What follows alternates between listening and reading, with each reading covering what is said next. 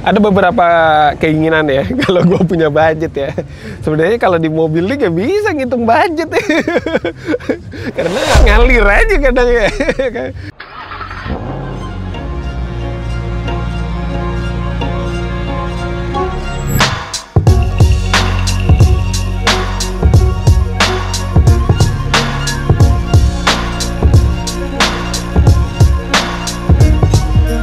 Gua keseharian bekerja sebagai tenaga praktisi di laboran, mengurusi bagian riset dan praktikum. Kendaraan ya, bagi gua sendiri sebenarnya itu jadi identitas sih, karena senang aja gitu sama kendaraan kita sendiri. Apalagi kalau kendaraan itu kita rawat gitu, terus kita modif sendiri gitu. Sampai akhirnya punya kendaraan pertama gitu, yaitu Yamaha F1 ZR tahun 2004. Beriring berjalanannya waktu, ya gue ketemu mantan pacar yang sekarang jadi istri ya. Nah terus berkeluarga gitu. Alhamdulillah gue punya 2 anak kan, 2 pasukan gitu, kecil-kecil gitu.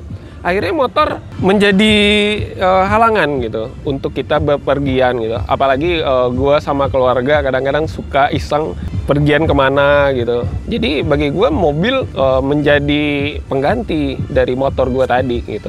Ya istilahnya mobil gue tetap gue harus oprek gitu, harus beda dari yang lain gitu.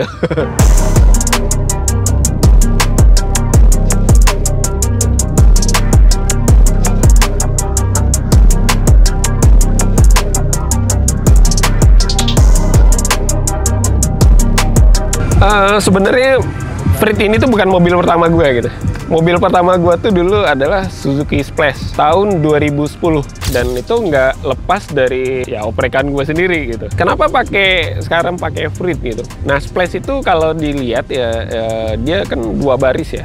Waktu itu gue masih anak 1 gitu, masih bisa gue andalkan gitu untuk mudik gitu ke rumah mertua di Jawa gitu. Tapi karena lahir anak kedua, setelah itu gue berpikir kayaknya Splash udah nggak bisa memenuhi kebutuhan kita nih gitu, kebutuhan keluarga gitu. Dimana pengen cari mobil yang spesial lebih gede. Hal yang gue rasakan ketika memilih Freed ini tuh berapa kali itu memang sempat ada kendala gitu. Hal bagian depan itu yang gue rasakan penyakitnya baru sekitar 1 bulan yang lewat gitu, itu baru ketemu penyakitnya. Kalau yang sebelumnya, gue pernah juga mengalami ini ya, kendala di transmisi. Kebetulan sekali gue dapat donor transmisi dari teman gue gitu.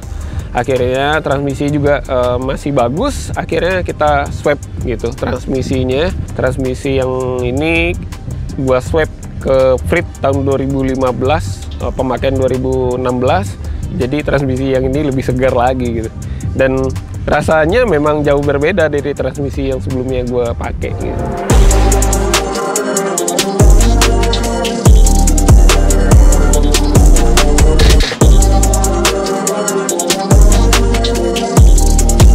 Kalau bicara modifikasi di Honda Freed gue, ya udah lumayan cukup banyak yang gue lakuin gitu. Proyektor depan itu gue pasang pakai OEM-nya Fortuner VRZ tahun berapa ya, saya lupa. Yang pertama adopsi biled, dan itu gue lakuin sendiri gitu. Benar-benar gue belah lampunya sendiri, gue pasang, gue setting sedemikian rupa. Itu gue ngerjain kalau nggak salah sampai 3 hari. Ya mungkin waktu cukup lama ya buat ngoprek lampu bagi sebuah untuk ngoprek 1 mobil aja gitu. Tapi ya keseruannya sih di situ. Terus modifikasi berikutnya gue pasang roof rail yang bagian atas atap itu. Jadi waktu itu gue mencari ide gimana cara masang roof box atau roof rack gitu di bagian atas mobil. Nah gue cari-cari tuh part-partnya yang dibutuhin apa. Yang pertama itu kita butuh crossbar seperti itu ya. Gue ada nyari-nyari beberapa brand. Ternyata untuk Freed ini memang agak unik gitu. Istilahnya pemasangannya, fitur keamanannya dari yang dipasang ini sedikit gue ragukan gitu. Ternyata ada solusi gitu dari beberapa teman gue. Coba deh pakai roof rail gitu. Nah roof rail ini unik gitu. Gue dapet waktu pas zaman COVID ya, waktu itu tahun 2020. Jadi temen gua dia punya BRV, tapi BRV-nya ini roof rail aslinya justru dilepas, dicopot. Menarik nih, roof railnya ini kalau dipasang ke Honda Freed bagus nggak ya gitu.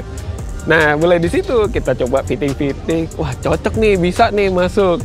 Akhirnya gua bilang ke bengkel tempat gua sering ngoprek mobil ya, "Bang, bantuin dong, gua mau pasang ini roof rail gitu."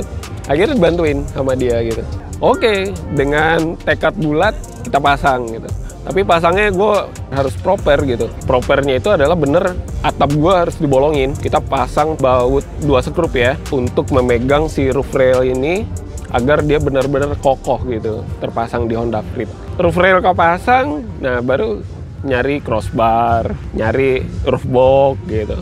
Terus nyari perlengkapan-perlengkapan lain tuh. Nah, dibawalah mudik. Seru gitu. Akhirnya ya ganti velg nggak lupa sih gitu. Tetap harus ganti velg gitu. Nah, gue akhirnya ganti velg gitu. Ya karena ngelihat ya perkembangan zaman orang-orang itu kalau cara modifikasi mobil tuh apa aja sih gitu yang bikin unik, bikin lucu gitu. Nah, terutama gue pasang decals, set decals gitu. Nah, set decals itu yang gue lakuin ini udah set decals yang keberapa? Yang keempat deh kalau nggak salah yang terpasang ini ya. Tiap tahun itu gue ganti tema gitu. Ini suatu yang menjadi ikon di mobil gue. Kalau interior sih gue nggak banyak ubahan saat ini gitu. Masih dalam proses sih gitu. Kenapa gitu? Yang masih gue lakuin itu masih di tahap gue nyari kenyamanan gitu. Karena ini mobil memang gue pakai sering mondar-mandir dengan keluarga, kenyamanan tentu nomor 1 gitu.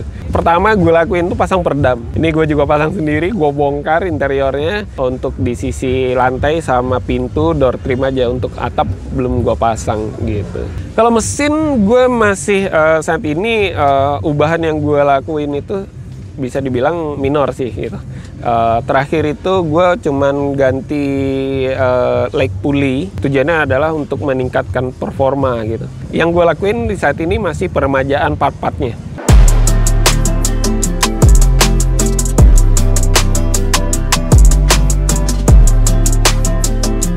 Beberapa target yang pengen gue lakuin ya gue pengen ngerambah ke sektor interior, terutama mungkin di jok gitu. Joknya mungkin akan sedikit gue modifikasi lebih beda aja gitu dari yang lain gitu. Saat ini bagi gue sendiri ya tentu komunikasi ya. Gimana kalau gue ada suatu yang dibeli di mobil gitu, kadang ada istilahnya pajak di luar tidak tertulis yang harus dikeluarkan gitu. Kalau kita jual beli ada PPN gitu. Nah, ini ada pajak yang tidak tertulis gitu. Itu harus gitu. Jadi harus disisihkan gitu. Ibaratnya kalau kita beli velg nih, 1 set dapat 4, kita harus spare budget belinya 2 set. Jadi 1 set yang beli velg, 1 setnya lagi dikasih ke istri. Tapi dalam bukan bentuk velg ya. Biasanya transfer.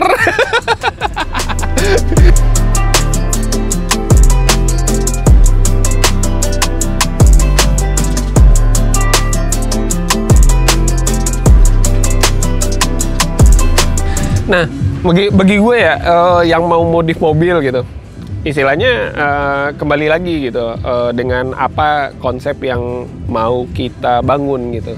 Jadi ibaratnya kalau gue sih punya Honda Freed, konsepnya seperti apa yang pengen gue tuju gitu. Istilahnya maksudnya pakem-pakemnya itu kan udah ada, harusnya seperti apa, ini gimana gitu. Kalau kita menghadapi hambatan, kita harus ngelakuin apa gitu. Mungkin seperti itu sih. Dan kalau menurut gua, bagi yang udah berkeluarga, ya ibaratnya tetap keluarga nomor 1 sih gitu. Budget untuk mobil, ya kalau bisa jangan lebih gede budget mobil daripada budget keluarga gitu.